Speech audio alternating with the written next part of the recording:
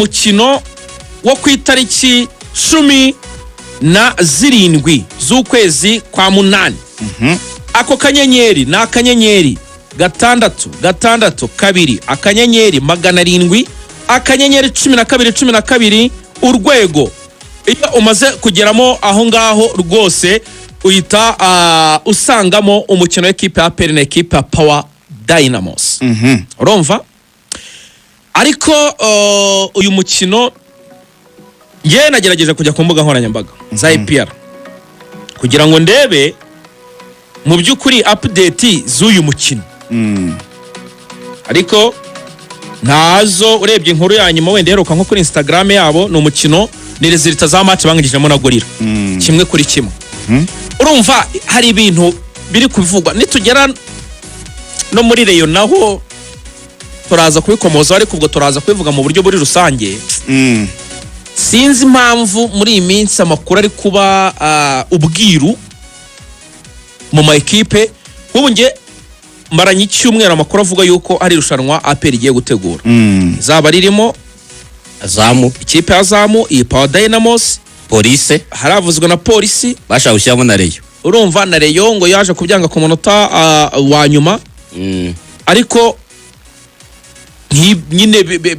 biguma aho ngaho rimwe na rimwe wenda niyo ugerageje no gukomanga abashinzwe iyo communication muri APR ntacyo bagusubiza. Ariko nabo ku ruhande rumwe hari igihe bashaka kubwira bati wenda biracyapangwa ukaba wabyumva ariko nta kubwira bati birahari cyangwa se nta bihari. Muri APR Access ntabwo wabitegaho kuba babona batangaza wenda amakuru mbere niyo baba bari 100% hari uburyo ubona nyine timing yabo yo kugira ngo batangaza amakuru nkaya babikora wenda habura nk'iminsi nk'ine cyangwa cyumweru kimwe. Nk'ubu iyi match yabo yo ku itariki 17 harabura urumva ko habura ibyumweru bibiri birenga iminsi. Kubabona rero batanga information habura ibyumweru bibiri ntabwo tubizi kuri APR, ntabwo nyine ari abantu bakomunika mbere. Gusa nanone ku rundi ruhande rumwe babumva icyo babumvaho. Nk'ubu bifuzaga gukina na Simba na Kaizer Chiefs, ibyo murabizi ko twagiye tubigarukaho hano. Ariko kubera ko batari shuwa 100% wenda ko amakipe ya confirmye birinze kubitangaza. Nk'ubu urugero iyo bazi ko barabitangaje bikaza kurangira Simba na Kaizer Chiefs zitaje nko zitaje n'ubundi bari ko batangaje amakuru atari impamo. Ariko wenda nko kuri inshuro cy'umuntu yavuga urabanza ugategereza nyine nawe bakabanza akagukonfirma nko kuri inshuro cy'umuntu yavuga nubwo wenda bisa naho biri gutinda icyo umuntu yavuga rwose yashatse yanhagararaho. Twavanye muri APR abantu muri APR batubwiye nuko 17 bagomba gukina na Power Dynamos bazakina. Ari nayo mpamvu n'amatike y'iyi match yamaze kugera muri system ku buryo umufana ushaka kureba iyi match yatangira kugura. Ntabwo bashyira amatike muri system bataranzura ko bazakina. Uzi ikibazo mfite kereka abareyo ni babihindura ubwo nayo tuyigeraho turabivuga ko nabonye na match ya Azamu na Reyo nayo bari gupanga 15 yanga Reyo Day urafuna na Reyo yajya Nyamirambo ubwo baje Nyamirambo zikabera rimwe se abiragoye yajya Nyamirambo zabera rimwe kubona match nkizi zibera rimwe amakipe mu Rwanda akomeye akira n'amakipe yo hanze biragoye ko zabera rimwe kandi urumva yanga na Rayon Sport nayo irifuza gukina na Azamu ku mahoro barifuza ko bakina ku mahoro. Erega nibyo mbabwira umukanya twavugaga Arsenal match sigaje tuvuga za Liverpool tuvuga za Chelsea n'ibintu biba bipanze ni fixtures ziba zizwi ziraba confirmé ama equipe baraganiriye mu myanzuro yarafashwe. Ariko ahangaha ni abantu bari muri dilemma ese ni 17 ni 23 ni 20 kandi ibyo ni ibintu byakagombye kuba bihari bipanzwe bizwi kugira ngo binafashe no muri planning ya equipe n'abatoza. Rega hari n'igihe rimwe na rimwe nahangaha n'abatoza nabo babigenderamo bikabicira gahunda zabo zo gupanga. None se novuga ngo twababwiye ko tombori zaba ku itariki 17 nibwo ama equipe azamenya ama equipe bagomba kuzaba bahura. Novuga ngo ahangaha rero umutoza yakagombye kuba aza ama equipe bagomba kuzaba bacakirana kugira ngo binamufashe gutegura ikipe mu kwezi gutakwakira. Ikipe yo muri Kosafa waba urobirije gukina mu match ya gicuti n'ikipe yo muri ako karere kuko usanga zikina ibintu bijya gusa kuko ugiye kuranga amakipe muri Zimbabwe, Zambia, Botswana bakina ibintu bijya gusa bose ni British football. Ukaba wanapanga gahunda zabo. Power Dynamos rero yo ku munsi w'ejo yakinnye match ya gicuti n'ikipe yitwa Uprington bayitsinda ibitego 4-1 kuri 22 bari bakina n'ikipe yitwa Sekukune United yo muri Afrika y'Epfo. ndabibona nta kindi kintu bapanga, ni equipe ifite ikomo umunani bya shampiyona, itwaye 2 mu myaka 3 ishize. Yatwaye 2022 2023 inatwara 2024 2025 bivuze ngo niyo champione wa Zambia w'uyu mwaka. Kaba ari equipe barirwa mu mujyi wa Kitwe, ni mu ntara ya Copper Belt, avuka ba Patson Daka, no mujyi wa gatatu muri Zambia nyuma ya Lusaka na Ndola. Ni equipe urebye ukuntu iri gukina match amicale n'uburyo amakipe yo muri Zambia amaze imisi atitwara neza mu marushanwa nyafrika, ishobora kuba yakemera ino match yo nta kintu ihomba. Urabona ne equipe ikeneye ama match amicale, ariko ushaka nko gusanga zitomboranye ngo match ahita iba cancel. Ese mwatomborana mugakina kandi 12 amakipe azabameze kumenya zizatomboranye byabirangiye, mwatomboranye cyangwa mukajya mu nzira imwe gusa yari mehita bose. Akse kiri confirme aricyo umuntu ya confirma cyo iri rushanwa rya APR week ryo riri confirme. Kubera iki? Ejo bundi uyu mutoza Beri Musa yarabihamije, iravuze ngo bamaze gukina na Rutsiro, bamaze gukina n'Intare, bari Kigali bari gukora imyitozo, bari kwitegura irushanwa APR yabatumiyemo, avuga ko hazaba barimo APR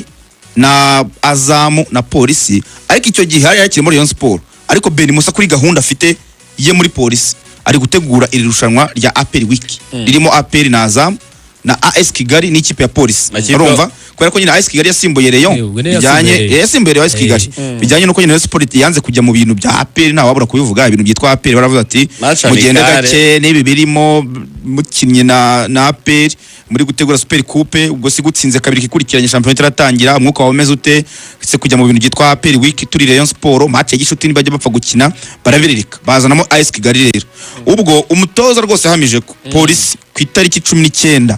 izaba iri muri iri rushanwa y'imikino ya APR yateguye. Ubwo wenda icyo tutarahamya neza ni igihe APR izakina na Power Dynamos, ariko biravuga ko 17 nayo ubwo nta gihindutse. Umuntu ngira ko nta gihindutse rero bazakina na Power Dynamos. Kuri umutoza Taleb avuga ko Taleb nka 30% amaze kubona abakinnyi azajya abanzamo ku mikino bakinnye ya Gorilla, imikino 2 bagakina na Gasogi no ku mukino w'Intare. Hari uburyo nyine amaze kubona ishusho y'abakinnyi be n'uburyo wenda yaba pateninga. Buri kintu kiba gikomeye ni gukora amadiwo, kuvuga ngo wenda muri mediane batatu nabo, muri central defense nabo nicyo ari kurwana nacyo, wenda kanabashyiramo n'uburyo bw'imikinire, akire uburyo bazakina akoresheje bano ba Memerdao. Umuntu yavuga ko bazasohoka muri iyi mikino ya APR week hari ishusho rusange afite kandi nziza. Byo ni imikino myiza, haba ari izo kipe zaba zivuye hanze, haba ari Power Dynamos na equipe Azamu, sama equipe mabe na equipe meza yitwara neza muri shampiyona ziwabo. Kongero nize equipe ebyiri nazo zikomeye mu gihugu bwavuye muri Rayon Sport, izo zindi nazo zitabira nazo ni equipe zikomeye zishobora kuguha challenge ukagira ibyo ukosora. Ubwo rero kategereze byaba byose APR precision yayigenza nawe ugeneje niyo ushize. Ubushize harimo Sekafa Kagame Cup, buriya iyo byiswe competition bitandukanye na match amicale na Mapinduzi n'umwaka ari wabanje ngira ngo hariyo zombi bazikinye umwaka ushize.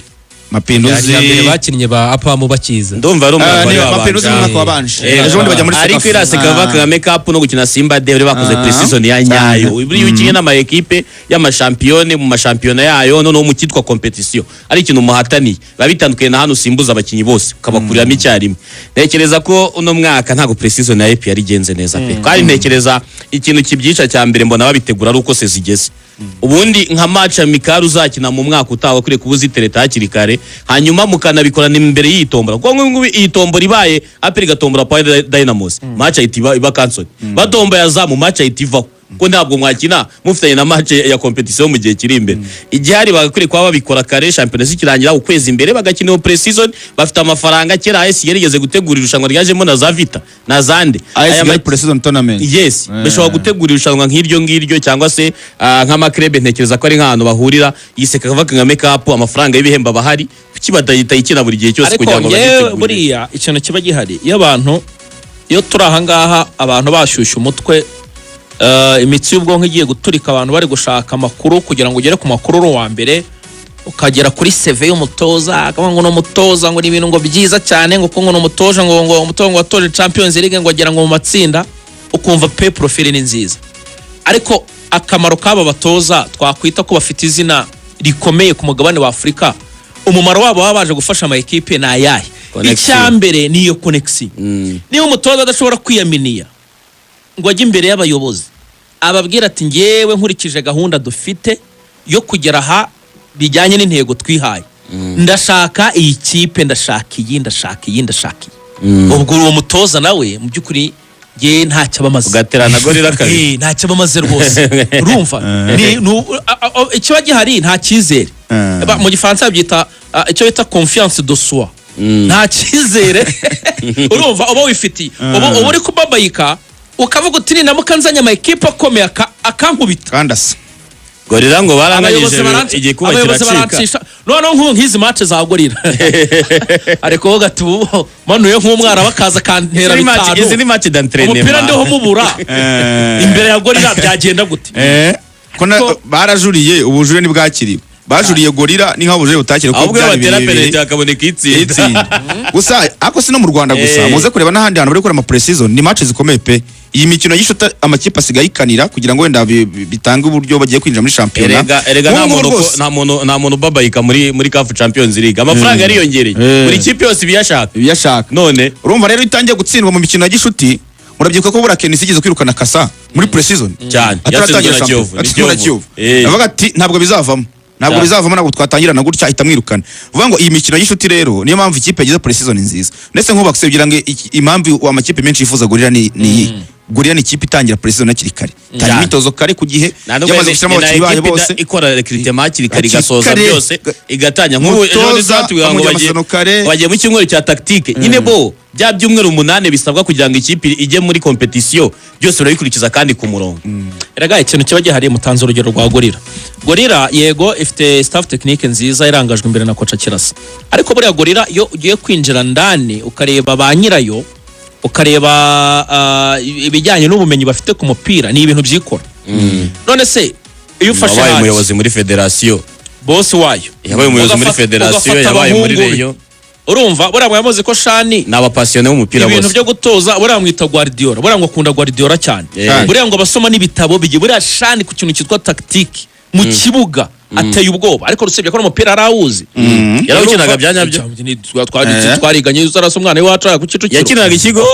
abantu yakina ubona uzi oya no mu kibuga umubona uba ari umuntu w'umupapa control y'amashoti n'ibiki ubona ko ari umuntu uzi ibintu by'umupira ibyo rero biraza bikarenga bakanagira n'inama na koca kurumva bose bari passionné bose n'abantu bafite urwo rukundo bafite iyo mpano y'umupira niyo mpamvu rimwe na rimwe tuzareba mu equipe yacu tugasanga harimo ibihanga kuko nk'ibyo bintu umuntu akagombye kuba bikora mu equipe yacu ntago pre-season uyipanga muri uwo mwaka nabo technical directors abo bajyanama bagira inama batoza bagira inama abayobozi ariko ntago koca ibyo bintu byose ashobora kuba yakwiterura ngo bifate cyane cyane ko abayobozi bo rimwe na rimwe ahantu nabonye abayobozi b'amakipe yo mu Rwanda abayobozi b'amakipe yo mu Rwanda b'ama equipe ahantu bombi bose batanga ibitekerezo ni muri transfer gusa yego bose buri wese afite ibitekerezo byinshi ku mukinnyi buri wese afite ibitekerezo hari umukinnyi abonye aha buri wese nabonye ariko bavuga ngo equipe ku mwaka utaha tuzasohoka dutangire dutegure pre-season mu kwezi kwa gatanu twandikira ama equipe tuzakina twitegura ano marushanwa tombo iri 12 ibaze wisanze mu nzira imwe nazamu na Pada Dynamos bakwemerera match transfer ari wowe se hanyuma harane makuru ari kuvuga ko APR ku cyumweru izakina na Police ayo makuru ngo arahari bari gupanga umukino wa gicu APR na Police ku cyumweru nubwo nabyo batarabikonfirma ikipe ya Police nayo twaze tubigaraho Ibere na Samir Nyirango ntago ngare muhari turi kureba icyuho ifite cyane cyane hagati mu kibuga tuvuga ko igenda kugurisha za Musanga tuvuga ko abakinnyi bose batatu bayifashe hagati mu kibuga Pasi Abedi Bigirimana na Musanga bagende rimwe hasiri cyo gikomeye cyane hagati mu kibuga nabo bibasaba imbaraga muri iki gihe baguze Gakwaya biragoye se wagize ngo nibonyere bagiye bafite Muhadjiri ugiye gukina amasezerano batakaje abakinnyi benshi batakaje ba Odiri Cukuma wagiye muri Vipers batakaje Peter Grebevol nawe wari yashaka kubafasha wenda mu gice cy'ubusatirizi polisi munarebye bona bashaka kujya ku isoko batateguye nk'ejo bundi na Beni Musa yavuga ko ari ikipe afite ntabwo ihagije aravuga ko no mu bantu bapropoza ko bagumana Abeti ngo yarumiwe ndakubwiye ngo Beni Musa ngo yarumiwe niba ari ikintu cyamutuga kigera i Kigali no gusanga polisi ngo yari Sabeda akagenda baravuga bati ni gute mu muri ikipe ishaka kujya gukompeta reka twongere tumugure ataranagurwa nariyo baravuga ati mureka dukora ibishoboka byose tugarure uyu mugabo witwa Abedi Bigirimana kuko n'umukinnyi wabaye MVP kabiri muri polisi niwe Rimere Joel wabo yabaga ari na top scorer kandi akina mu kibuga hagati avuga ati kuki tutumutakaje ntabwo abyumva niba utanze aba best players babiri bawe none so ubwo hari icyo polisi bayisanga ari mu ikipe y'umwaka erega ibi bintu polisi koze isibereka gahunda yayo bisabye ibyerekana ngiye polisi ninatsindwa yamikiri yitsindwa nk'umunani ikurikiranye yego rwose ntituzajye gusesengura ngo twicare ngo tuvuge ngo rega polisi byagenza gutya yatweretse impamvu ishaka kuzatsinda mujya gushofa René mujya gushyushya imitsi y'ubwonko reba ko yatsindwa nk'ifite n'amakarite takaje abakinnyi ntubasimbuje kuko nk'ubu ntabwo iri gusimbuza kandi polisi ubu nta rwitwazo ikwiriye kuduha kuko polisi ya Kenya itamaze n'imyaka 12 ibayeho yatwaye igikombe cya championnat za goal no kuvuga ngo ukubaho kwa polisi ntago ari impamvu ziri sportif zo kuvuga ngo tuzasohoka ngo tujye gutwara ibikombe ngo turashaka championnat nuvuga ngo ni ikipe igomba kuba iriho ihagarariye urwego urumva ikabira aho ngaho nkuko n'ahandi hose bimeze kwisi ibyo bameze nk'abantu bavuze ngo igihe twashayemo amafaranga menshi nta gikombe twatwaye twanatsinze ubwo rero reka tujye kuyashoramo